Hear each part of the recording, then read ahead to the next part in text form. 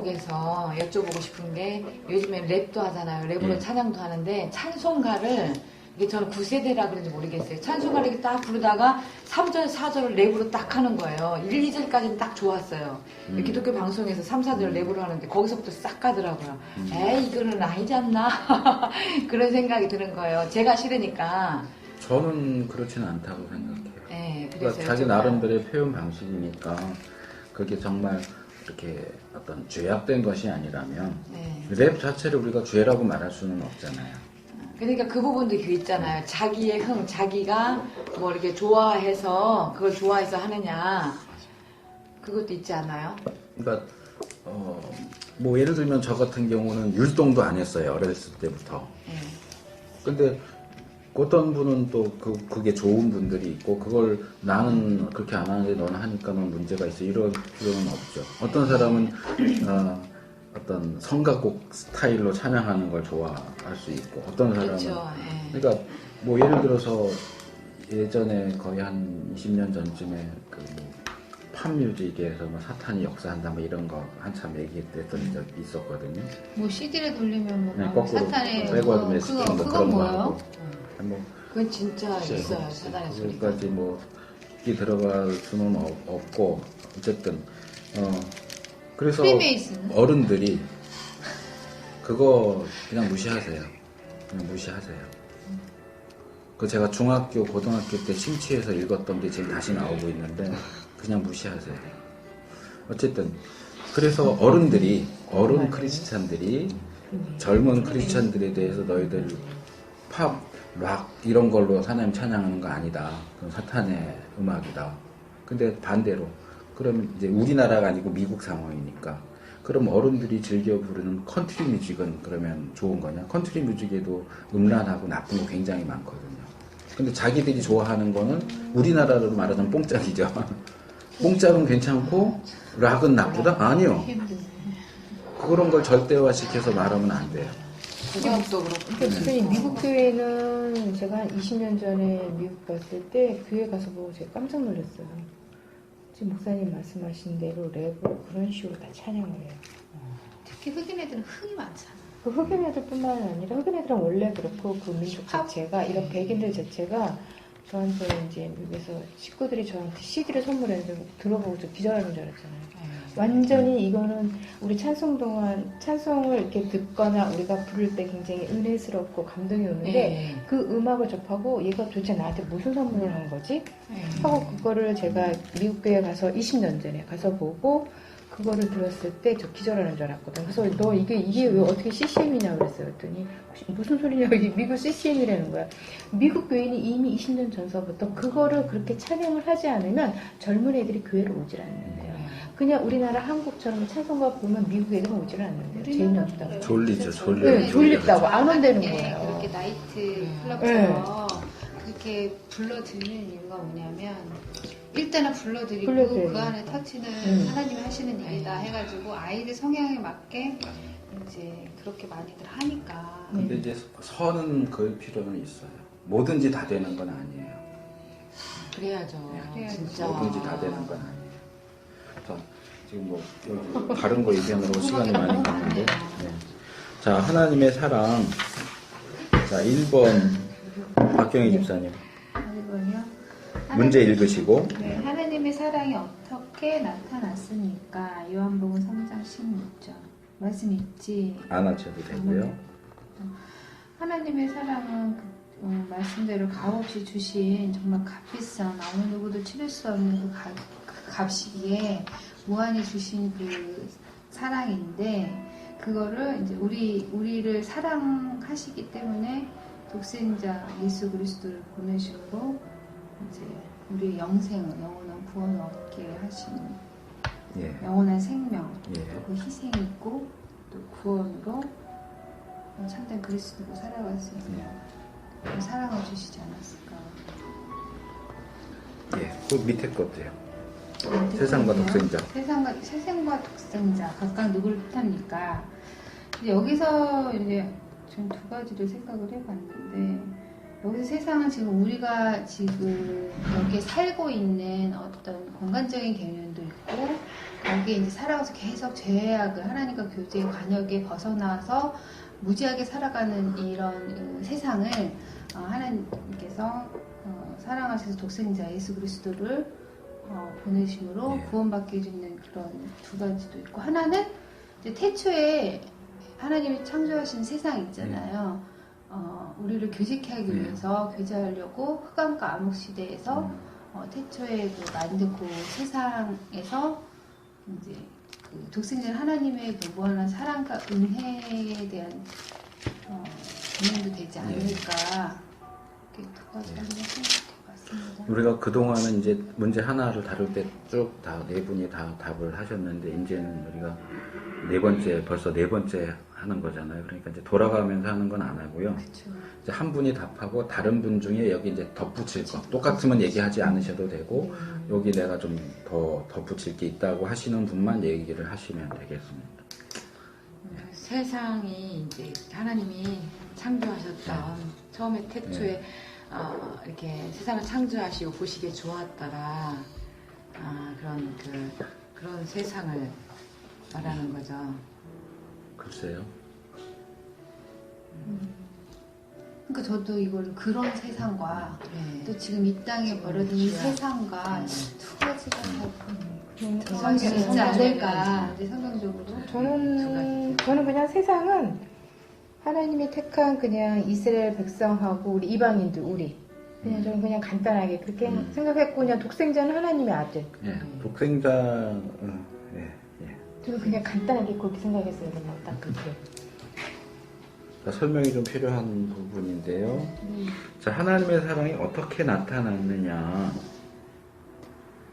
그러니까 이제 질문에 대한 답만 이렇게 한다고 하면 독생자를 주시는 걸로 나타난 거죠. 예수님을 이 땅에 보내주시는 걸로 나타났죠. 여기서도 우리가 중요하게 생각을 해야 되는 것이 뭐냐 하면, 여기 이제 요한복음인데요. 그 로마서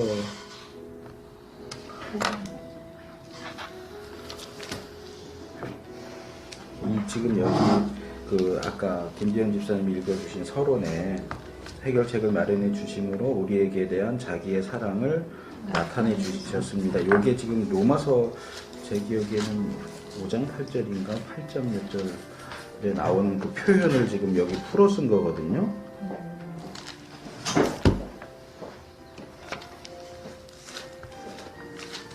여기 보면 이렇게 되어 있어요. 네, 맞네요. 5장 8절. 로마서 5장 8절이요? 예. 우리가 아직 죄인 되었을 때 그리스도께서 우리를 위하여 죽으심으로 하나님께서 우리에게 대한 자기의 사랑을 확증하십니다. 확증하십니다. 이렇게 나오죠. 여기, 예? 2번 문제. 네. 2번. 예. 여기 이제, 5번, 예. 여기 이제 확증하셨느니라라고 번역되어 있는 이 단어가 원어로 보면 소개했다 그런 뜻이에요. 예.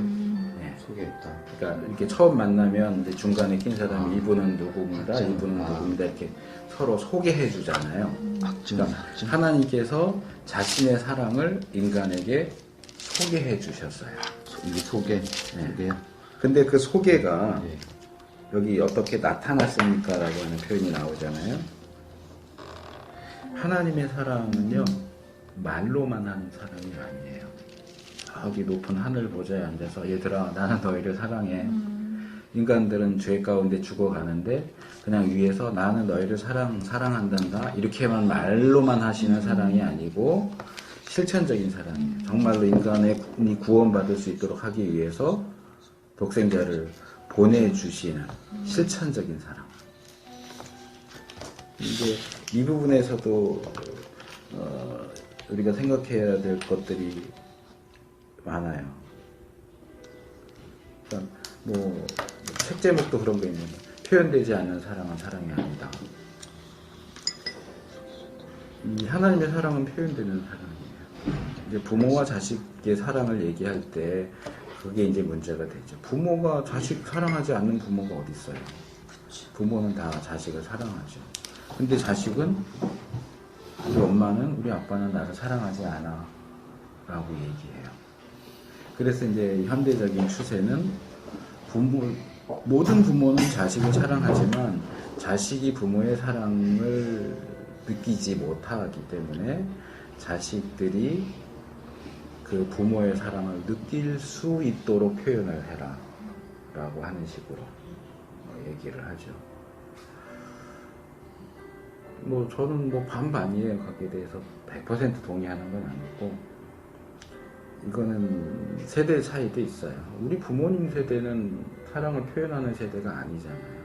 부모를, 자식을 사랑하지 않는 게 아니라 사랑하지만 한 번도 말로 사랑한다라는 말 안 하시는 세대 밑에서 자랐기 때문에 우리도 그런 점들이 어느 정도는 있고, 그래서 기본적으로 우리의 사랑이 여기에만 있는 게 아니고 표현되어야 한다는 점에는 동의를 해요.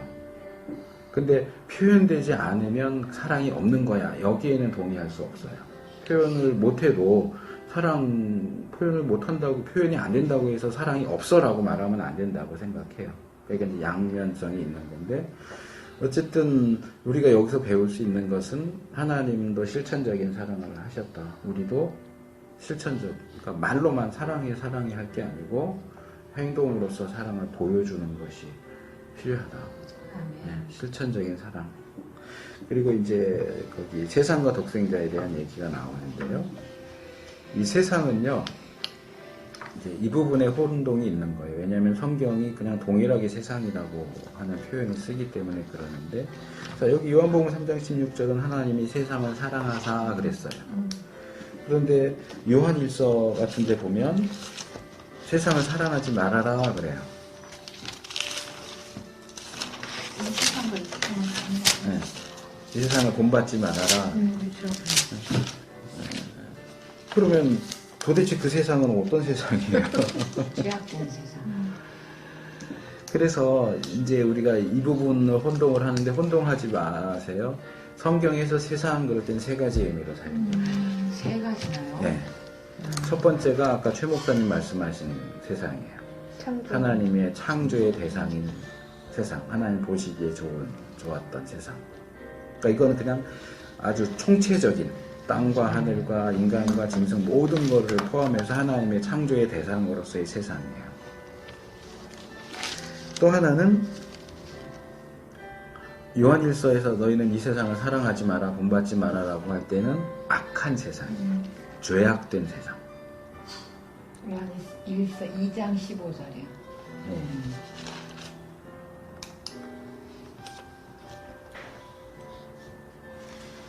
세 번째는 요한복음 3장 16절에서 얘기하는 세상이에요. 이거는 세상 사람들이에요. 사람들. 그러니까 하나님이 세상을 사랑하사, 그러면 하나님은 세상을 사랑하고 하나님 백성들은 세상을 본받으면 안 되고, 이렇게 되면 막 섞여버리거든요. 혼동이 오는데 그게 아니고, 하나님이 세상을 사랑하신 것은 창조된 세상도 물론 사랑하시겠지만, 이 요한복음 3장 16절에서 말하는 세상은 사람들이에요. 사람들. 구원이 필요한 사람들. 구원을 필요한 사람들. 구원을 필요로, 그러니까 구원을 필요로 하지 않는 사람은 없죠. 다 구원을 필요로 하죠, 사람들은. 그러니까 이 요한복음 3장 16절의 세상은 사람. 요한일서 2장 15절의 세상은 죄악된 세상. 창세기에 나오는 세상은 창조의 대상으로서의 세상. 그러니까 그냥 설명 없이 세상이 이렇게 나와도 읽으실 때, 아, 요 세상이 요 세 개 중에 어느 걸 얘기하는 걸까를 생각을 하실 필요가 있어요. 구분해서 읽으셔야 되고요. 그 다음에 독생자요. 독생자가 뭐죠? 예수 그리스도. 그냥 독생자의 의미. 유일하신 하나밖에 없는 하나가 돼. 한 분? 독생자하고 외아들하고 뭐가 다르죠? 외아들은 누나도 있어. 아들이 하나고 뭐 아들이 보통 하나고 독생자. 독생자는 유일한 하나. 그러니까 이제 그 예전에 제가 힘들다. 북쉐어링 아이고. 하다가 보니까 국어를 잘해야 이거 이병일 목사님이 그 얘기 하더라고요. 외아들은 아들이 하나인데 딸들이 여럿 있어도 외아들. 네, 근데 독생자는 그 아들 하나만 있는 게 독생자다, 이렇게 설명을 하시던데, 저는 그렇게 설명 안 하고요. 독생자나 외아들이나 그냥 아들 하나 있는 거예요. 독생자하고 외아들하고 의미에 다른 점은 없어요, 사실상. 그래요? 우리 틀리지가 그렇게 않네요. 생각했어요. 이병희 교수님 말씀하신 우리 거죠. 국어를 잘해야 돼. 이건 국어의 문제가 아니에요. 신학의 문제예요. 신학의 문제를 다음에 신학서 성경에서 예수님을 얘기할 때 외아들이라는 표현도 사용돼요. 독생자라고만 하지 않고 외아들이라는 표현도 사용되고 독생자도 사용돼요. 네. 그런데 신학적으로 할 때는 우리는 예수님을 외아들이라고 하기보다는 독생자라고 불러요. 왜냐하면 외아들도 독생자도 하나 아들 하나라고 하는 의미가 있긴 하지만 외아들은요 많아요. 세상에 많아요. 그렇죠. 이 집에도 외아들, 저 집에도 외아들. 외아들은 아들 하나라고 하는 의미는 있지만 그런 종류의 외아들은 이 세상에 천지빛깔이로 있어요. 근데 예수님 같은 외아들은 예수님밖에 없어요. 어떤 외아들도 예수님 같을 수 없어요. 그래서 예수님도 외아들이지만 예수님의 그 독특한 그 특성을 강조하기 위해서 신학에서는 독생자라는 표현을 선호하는 거예요. 네. 그러니까 이건 국어의 문제는 아니에요. 마찬가지로 계약과 언약도 그래요. 이제 계약, 언약 그러면 구분해서 하지만 우리 기독교에서는 계약보다 언약이라는 표현을 더 선호해요. 근데 사실상 그 용어에서 차이는 없어요. 근데 이제 거기에 신학적인 의미를 부여하는 거예요. 계약도 쌍방적이고 언약도 쌍방적인데 성경에 나오는 하나님과 인간의 계약은 하나님이 주도하세요. 둘이 이제 언약 상대방이 이렇게 둘이 있긴 하지만 일반적인 무슨 임대차 계약처럼 이렇게 대등한 관계가 아니고 하나님 이렇게 위에 계세요. 그래서 하나님이 주도해요. 하나님이 주도하시고 하나님이 다 조건도 하시고 실행도 하나님이 하시고 인간은 그냥 따라가는 입장에 있어요. 그래 하나님의 주도적인 특성을 강조하기 위해서 언약이라는 표현을 더 선호해서 쓰는 거예요. 근데 이제 보통 분들이 설명할 때 계약은 쌍방적이고 언약은 일방적이다라고 얘기하는데 용어 자체에 그런 의미가 있는 건 아니에요. 이것도 신학적인 개념을 이제 살리기 위해서 계약보다 언약을 이제 강조해서 표현을 더 선호해서 쓰는 거고 외아들보다 독생자라고 하는 표현을 더 선호해서 쓰는 거죠.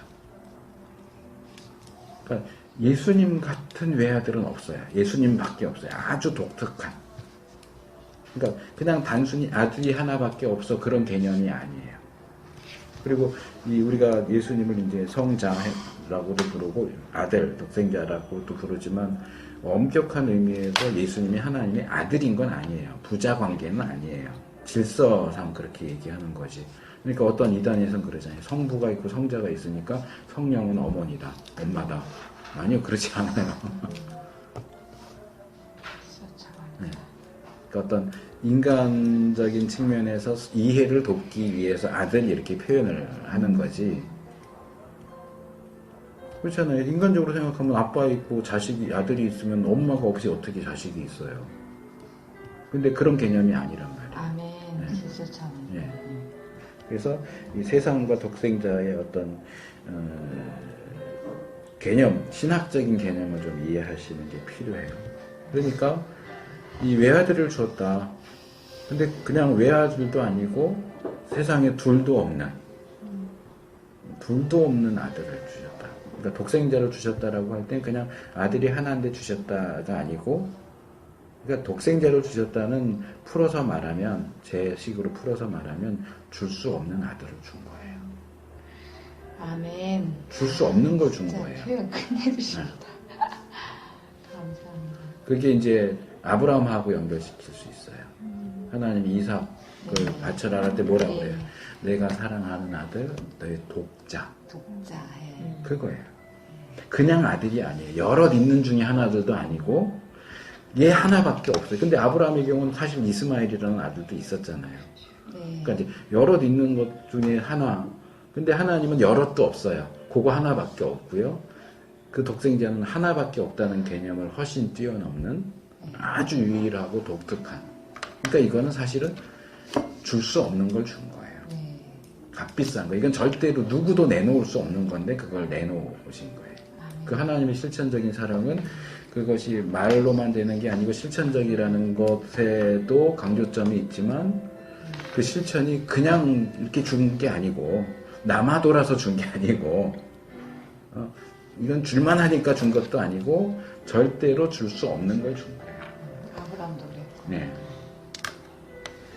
그러니까 이런 어떤 그래서 이제 제가 답을 달 때 성경 구절 그냥 쓰지 마시고 이해한 걸로 쓰세요라고 이제 말씀을 드리는 게 구절을 보시고 묵상을 하셔야 돼요. 그냥 답다는 게 중요한 게 아니고 이게 여기서 얘기하고자 하는 개념이 뭔가를 고민하면서 생각을 하셔야 돼요. 네. 자, 2번 문제 회복하는 우리가 아직 죄인 되었을 때 우리에게 어떤 일이 일어났습니까?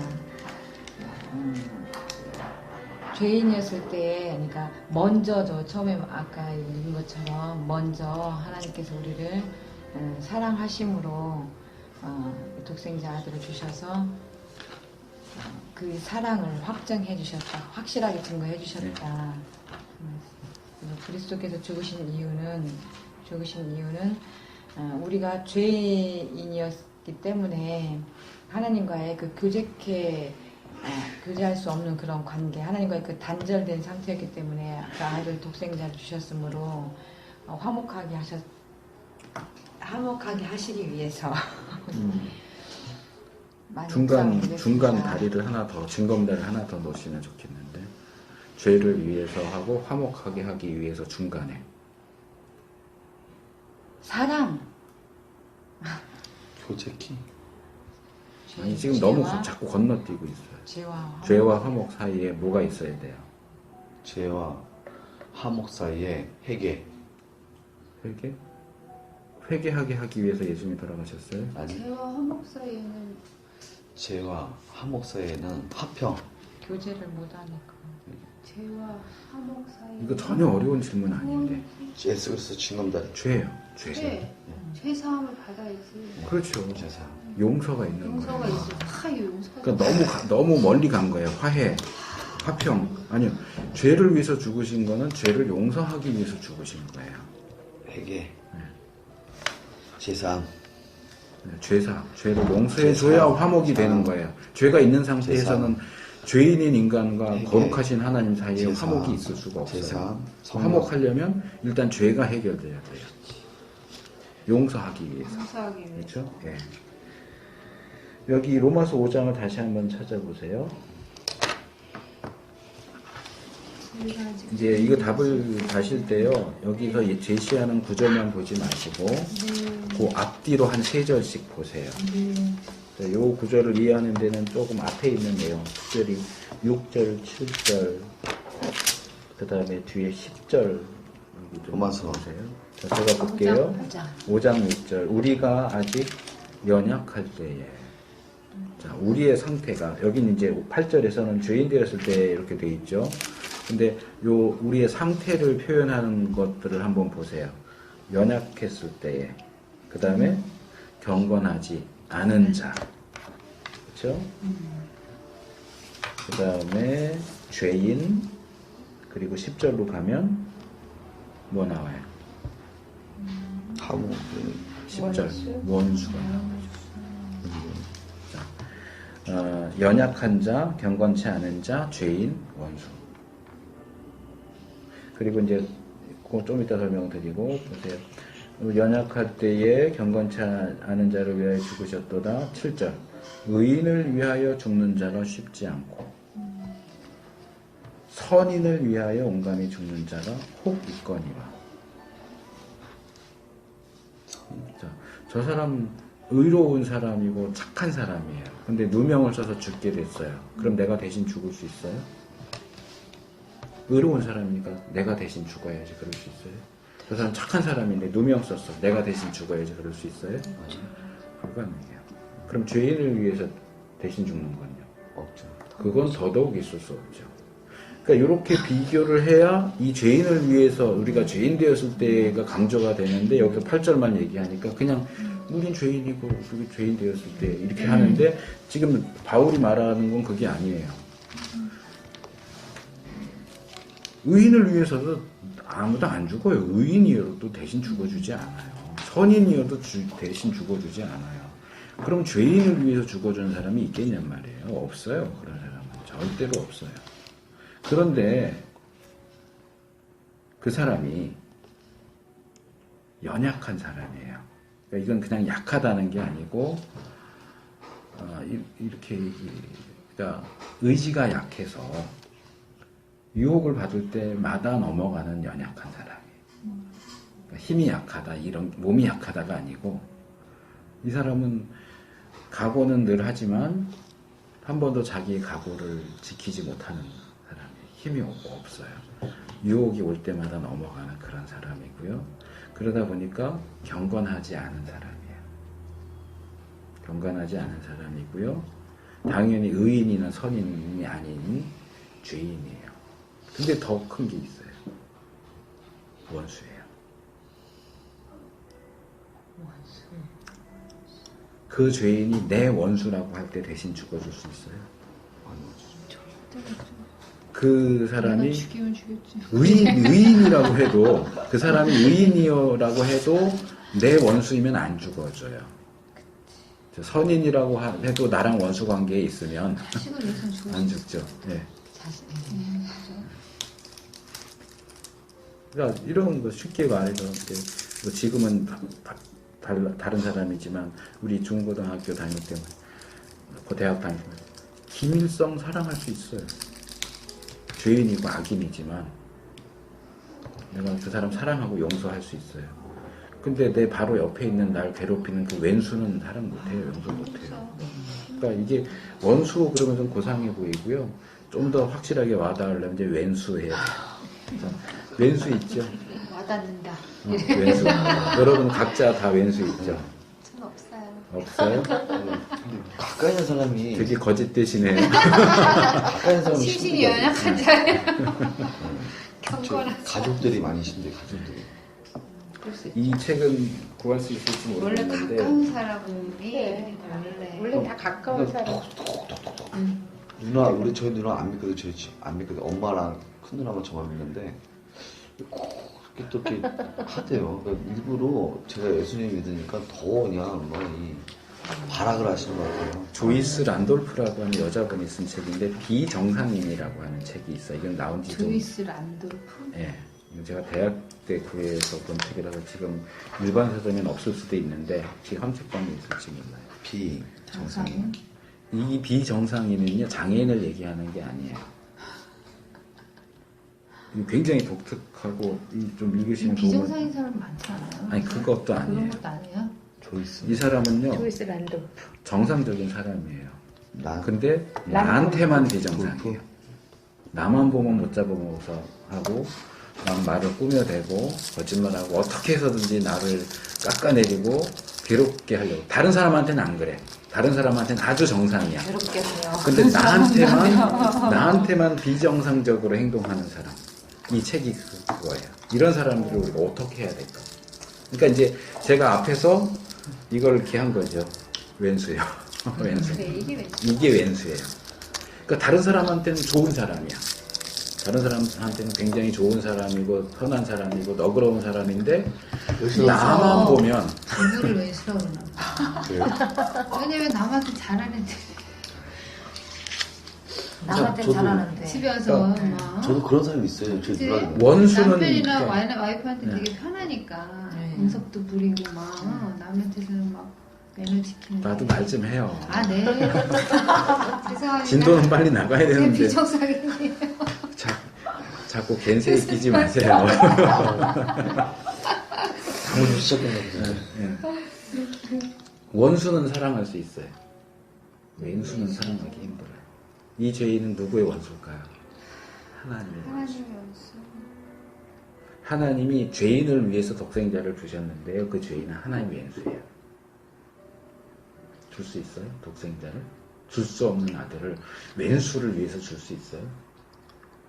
그러니까 이 여기를 이렇게 전반적으로 이렇게 읽으시면 이 지금 바울이 얼마나 강조해서 표현을 하고 있는지를 네, 알 수 있어요. 맞아요. 근데 8절만 보면 알 수가 없어요.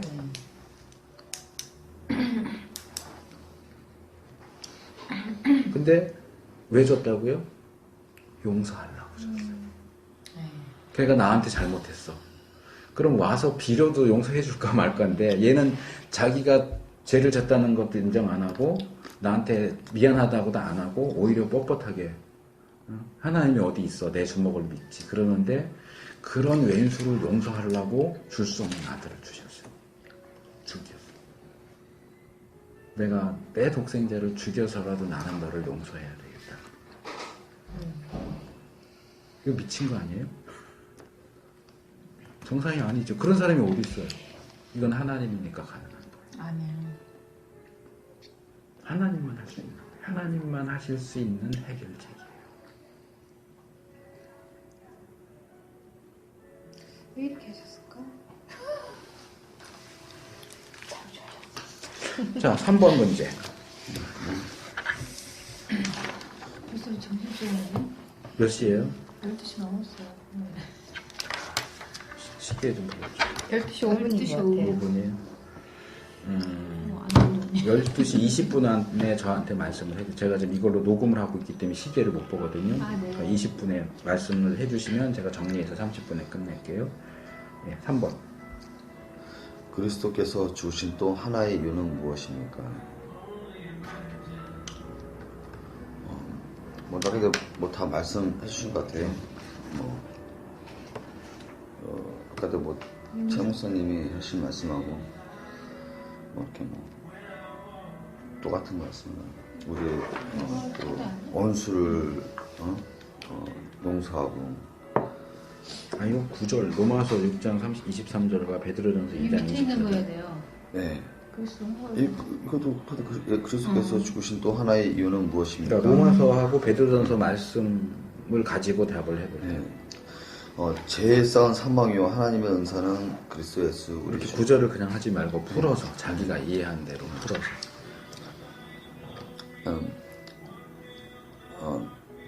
우리 죄를 사하기 위해서 그래서 예수님이 돌아 죽으시면서 여기 죄사하는 거에 대한 얘기는 안 나오는 걸로 알고 있는데. 로마서 6장 23절에 네. 뭐라고 돼 있어요? 죄에 쌓은 사망이요 하나님의 은사는 그리스도 예수 우리 주 안에 있는 영생이니라. 용서가 안 나오잖아요. 예. 그러니까 죽으심으로써 예? 죄에 쌓은 사망이요 하나님께서 주시는 은사로 우리에게 예수 그리스도 주 안에 있는 영생이라 말씀하시는데 그러니까 그리스도께서 왜 죽으셨어요? 우리를 영생하기 위해서요. 그거예요. 그러니까 영생을 주시기 위해서 이렇게 답하면 간단한데 자꾸 막 동네를 빙빙 돌지 말고. 자, 그리고 베드로전서 2장 24절에 안 찾아봤어요? 숙제 안 했어요? 아니요. 이거 하나만 했죠. 숙제 안 하면 돌려보낸다고 그랬는데 친히 나무에 달려 그 몸으로 우리 죄를 담당하셨으니 이는 우리로 죄에 대하여 죽고 위에 대하여 살게 하려 하십니다. 저와 채찍을 맞음으로 너희를 나음을 얻었나니. 그래서 십자가에 못 박히심으로 우리의 죄를 지고 가셨다. 우리의 죄를 어떻게? 지고 가셨다. 지고 가셨다? 네. 그러니까 왜 지고 가셨어요, 예수님? 우리를 사랑하셨어요. 목적, 목적? 이유. 세상을 구하여 사랑의 백성. 9절에 나오는 거. 친히 나무에 달려 그 죄를 해야 돼. 죄를 담당하셨기 왜 담당했어요? 우리의 죄에 대하여 죽고 위에 대하여 살게 하려 하십니다. 그게 목적이잖아요. 네, 살게 하시려고요. 죄에 대해서 죽고 의에 대해서 살게 하기 위해서. 자, 여기 이제 로마서와 베드로전서에 두 가지가 나와요. 그렇죠? 로마서에서는 영생이라고 나오고요. 그렇죠? 베드로전서에서는 죄에 대하여 죽고 의에 대해서 살게. 이게 사실은 같은 거예요.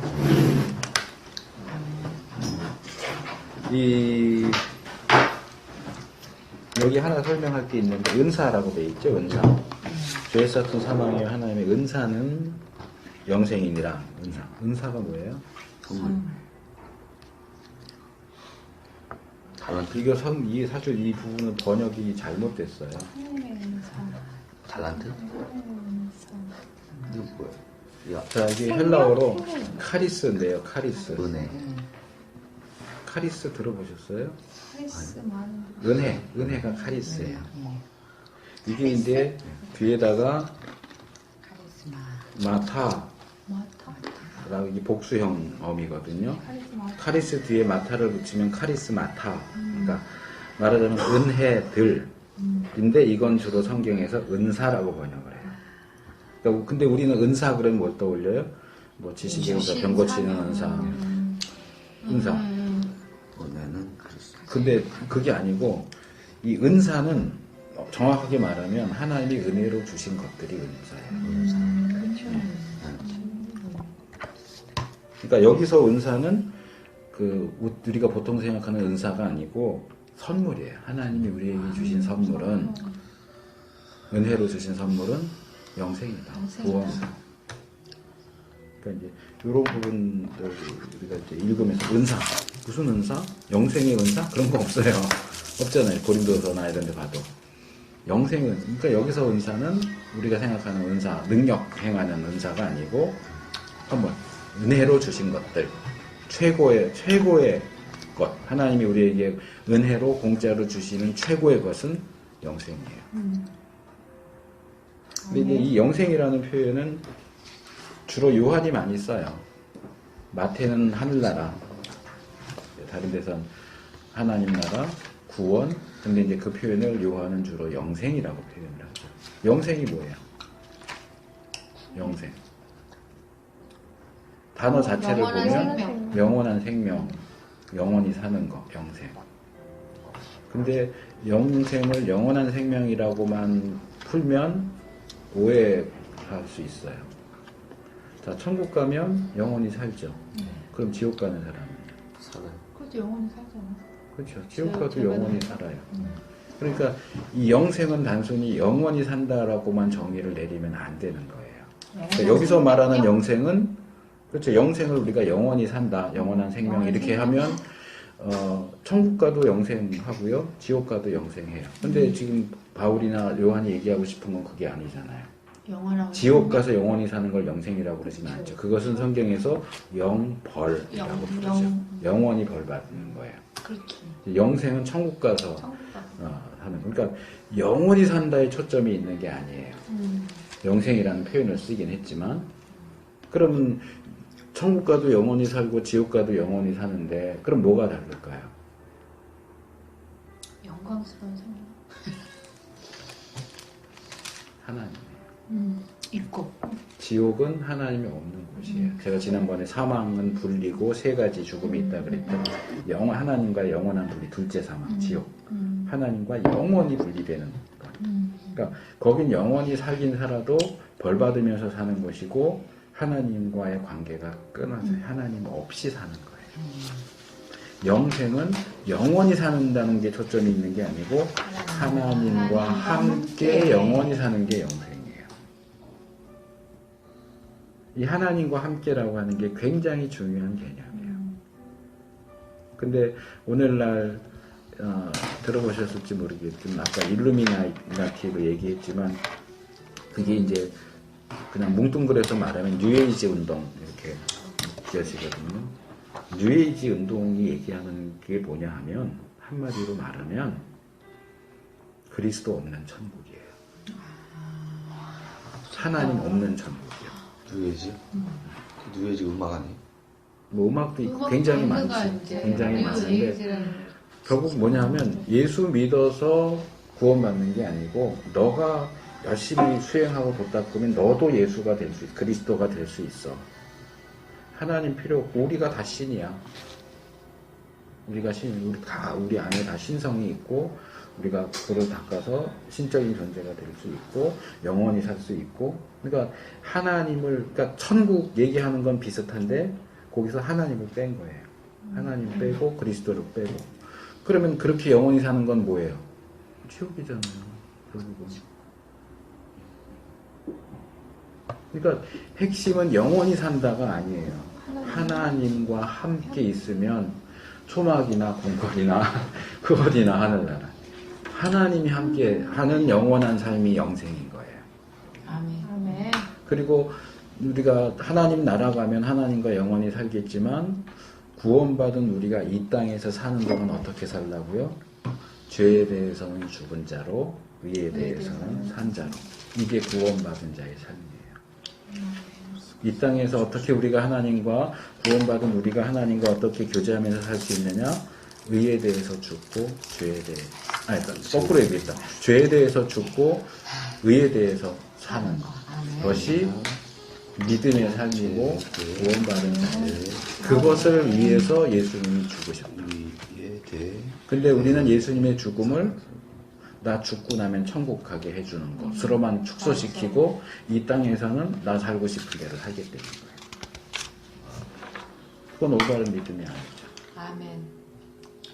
그렇습니다. 그게 이제 썬데이 크리스찬이 그래요. 썬데이 크리스찬, 나이롱 신자, 프로크 신자. 이사야가 표현하면 성전 문턱만 밟고 왔다 갔다 하는 신자.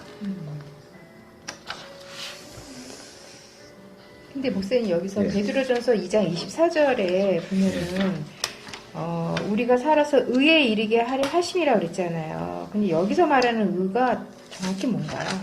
저는 이게 되게 이렇게 모르겠더라고요, 이 부분이. 베드로전서 2장 24절에서요. 네. 찾아볼게요.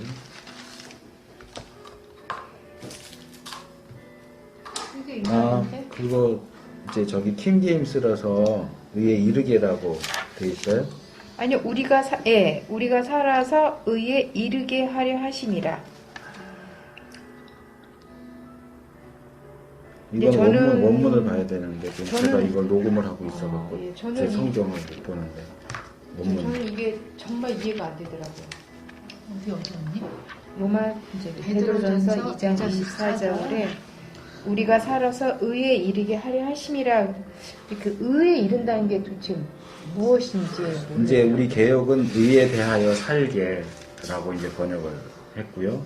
일단 제가 이거 원문을 네. 확인을 해봐야 되는데 킹제임스 성경은 이걸 이제 의에 이르게로 번역을 한 거고요. 네, 네. 근데 그 의에 이르게라고 하는 것이 이제 헬라어 원문에 대한 올바른 번역인지를 확인을 해봐야 돼요. 확인을 해봐야 되는데 지금 제가 확인할 길이 없어요. 네. 이게 지금 녹음을 하고 있어서 이따가 저기 밥 먹으러 가서 네, 제가 네. 답을 드릴 거고요. 제가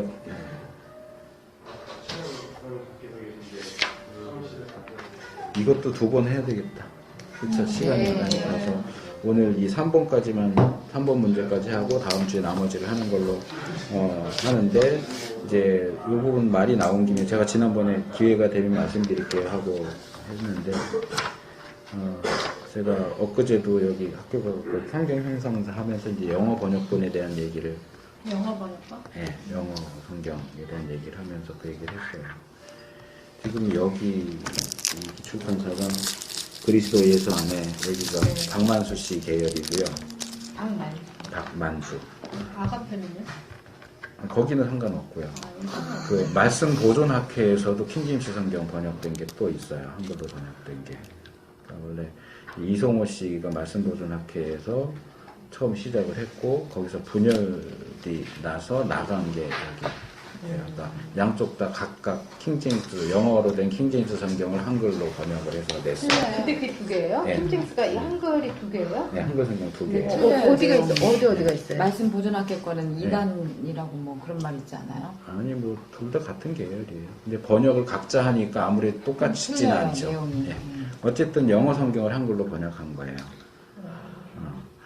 근데 여기서 주장하는 건 뭐냐면 킹제임스 성경이 영감받은 성경이라는 거예요. 그래서 이제 이단 소리를 듣는 거예요. 영감. 자기 그러니까 우리가 성경을 얘기할 때 히브리어 성경, 헬라어 성경, 그러니까 구약, 신약 그리고 말하자면 모세가 모세오경 창세기를 썼어요. 그럼 모세가 창세기를 쓸 때 하나님이 성령님이 영감하셔서 그것을 오류가 없게 쓰게 하셨고요. 그것이 쭉 내려오면서 이제 다른 아람어라든지 시리아어라든지 라틴어로 이렇게 번역되고 또 그동안 발견된 사본들, 이게 이제 공인 본문이라고 텍스투스 리셉투스라고 하는 건데, 그 당시 이 제임스 왕 이 명령에서 번역된 거기 때문에 킹 제임스 버전이에요. 제임스라는 킹이 해서 그 당시에는 그 당시까지 알려진 가장 좋은 번역이었어요. 근데 번역이에요. 번역본은 영감이 있을 수가 없어요. 그런데 이 사람들은 킹 제임스 성경이 영감된 성경이라고 주장을 해요. 그건 도저히 신학적으로 받아들일 수 없어요. 그러니까 한국에서 만들어진 게 아니고요. 영어권에서 이 주장을 하는 사람들이 있고, 이 사람들은 이제 그걸 배워서 갖고 들어온 거예요. 근데 킹 제임스 성경이 번역된 이후에 더 중요하고 그리고 더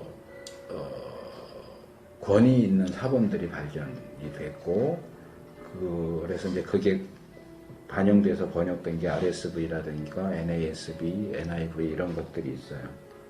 근데 이제 이걸 주장하는 사람들은 이제 공인 본문은 다수 본문이라고 해서 이제 이렇게 자질구레한 본문들이 많이 나와 있는 걸 가지고 이제 그걸 번역을 했는데, 나중에 시내산 사본, 바티칸 사본, 알렉산드리아 사본 이런 것들이 발견됐는데, 이쪽 분들은 그게 변개됐다고 주장을 하는 거예요.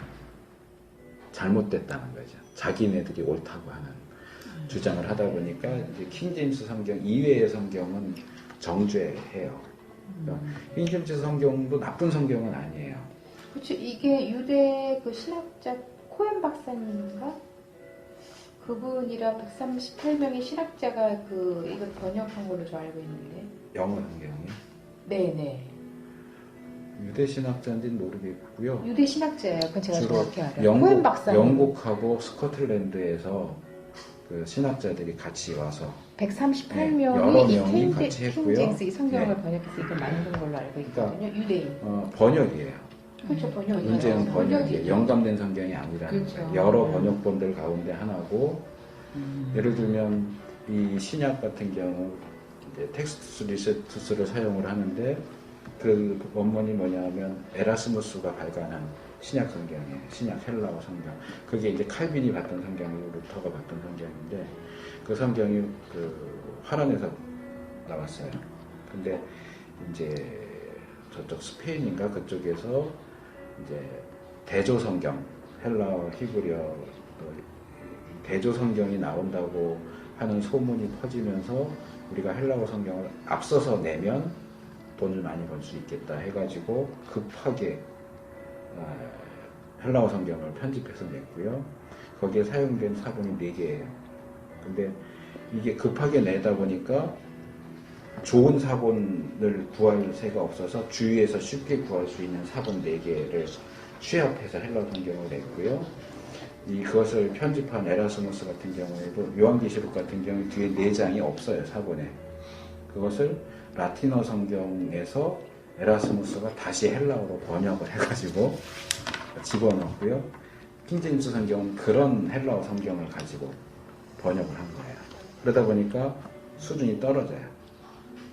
그 당시에는 이제 전반적으로 인정받았던 사본을 가지고 하긴 했지만, 이제 시간이 흐르면서 더 좋은 사본들이, 더 권위 있는 사본들이 발견됐고, 그것들을 반영해서 이제 또 새로운 번역본들이 계속 나오니까 학자들이 놀고 먹는 거 아니거든요. 굉장히 연구를 많이 하거든요.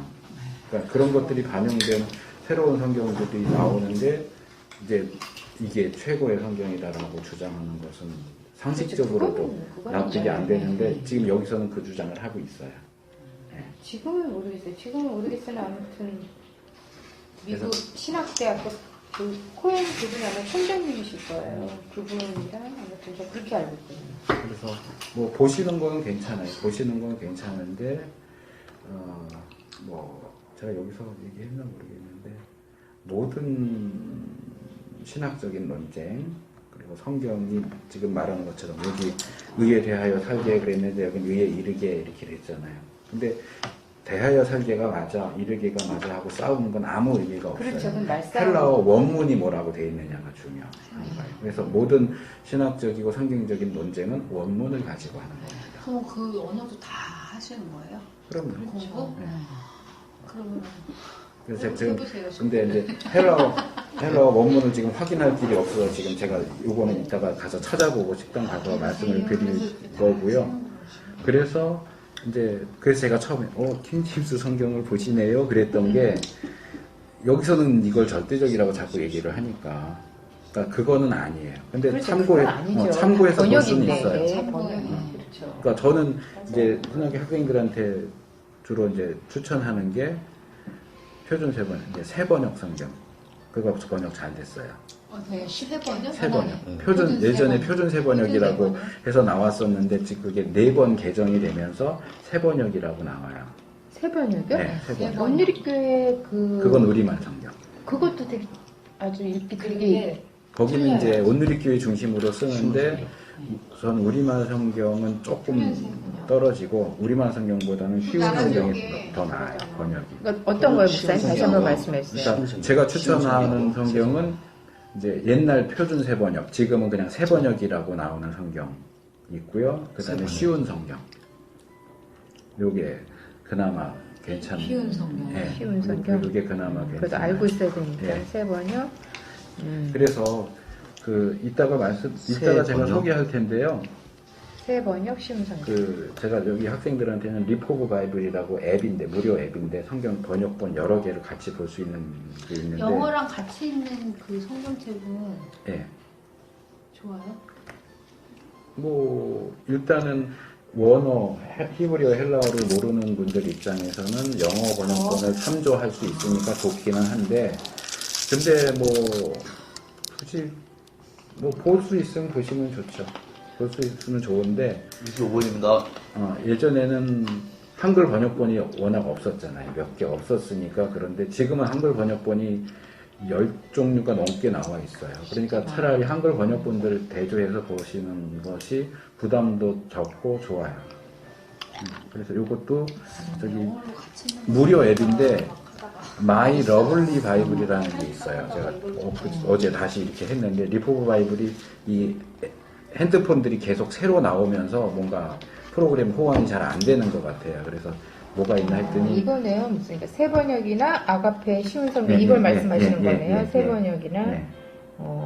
그거 어떻게 무슨 해요? 프로그램이 있으시네요? 네, 아니죠. 성경. 네. 성경. 어느 성경 프로그램이요? 몰라요. 누가 가르쳤어요. 이거 그거네. 그래서 거기 마이 러블리 바이블이라는 그 앱이 있는데 성경 일독. 거기는 한글 성경 번역본이 한 세번역. 7-8개 들어있더라고요. 무료로. 그러니까 성경을 안 사셔도 돼요. 그냥 그 앱으로 이렇게 대조해서 그렇죠. 여기 다 보시면 있으니까 네, 저도 있으니까. 세번역 그래서 쫙 그렇게 나오니까. 보시면 좋겠고 이제 영어가 가능하신 분은 이제 마이스워드라고 하는 프로그램이 있어요. 그것도 무료인데 그거는 원문 대조가 돼요. 히브리어 영어, 헬라어 영어 이렇게 되니까 그걸로 이제 보시면 세번역 쉬운 성경 그냥 이제 이 앱을 그러니까 깔면 마이 러블리 바이블을 까세요. 마이 러블리 바이블. 영어로 줘야 돼요? 뭐 한글로 쓰셔도 되고요. 그거 앱을 마이 까시면 러블리 바이블? 예. 그게 지금 나와 있는 것들 중에는 그 역본이 제일 많이 들어가 있어요. 영어 역본도 들어가 있고 한글 역본도 여러 개가 들어가 요거요? 있고. 예. 그렇게 해서 요건 이따 가서 말씀을 드리는 걸로 하고요.